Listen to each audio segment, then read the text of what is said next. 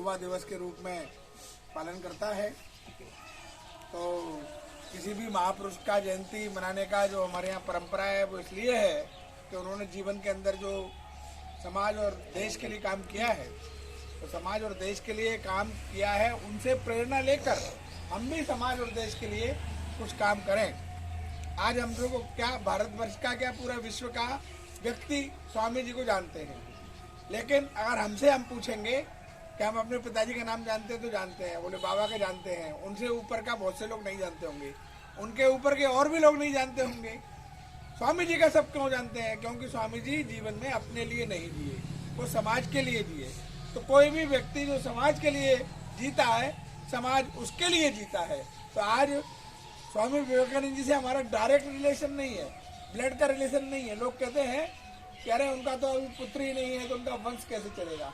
तो स्वामी विवेकानंद जी का वंश चल रहा है कि नहीं चल रहा है? क्यों चल रहा है? क्योंकि उन्होंने समाज के लिए, देश के लिए अपना जीवन न्यौछावर किया, सर्वस्व न्यौछावर किया। तो स्वामी जी के जीवन के अनेक उदाहरण हैं कि उन्होंने कोई भी छोटे व्यक्ति से भी सीखने में और हिचक नहीं की। एक बार स्वामी जी एक राजा के यहाँ ठहरे हुए थे, तो राजाओं के यहाँ स्वागत करने की अपनी एक परंपरा होती है।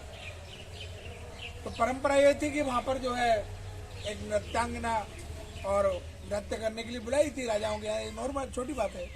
लेकिन स्वामी जी को लगा कि यार मैं तो सन्यासी हूँ, नृत्यांगना का नृत्य देखना या गान सुनना मेरे लिए ठीक नहीं है। तो वो अपनी हवेली में सोने के लिए चले गए। बाद में उनका नृत्य चालू रहा, तो उन्होंने जो भजन गाया वो भजन उनके कान तक पहुंचा। गाना क्या था? प्रभु जी मेरे अवगुण चित्त ना धरो, ये साधारण भजन था।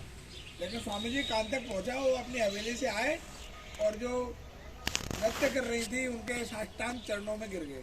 बोले मैं जो है आपके अंदर अवगुण देख रहा था, आप जो है दुनिया को इतना बड़ा शिक्षा दे रही हैं।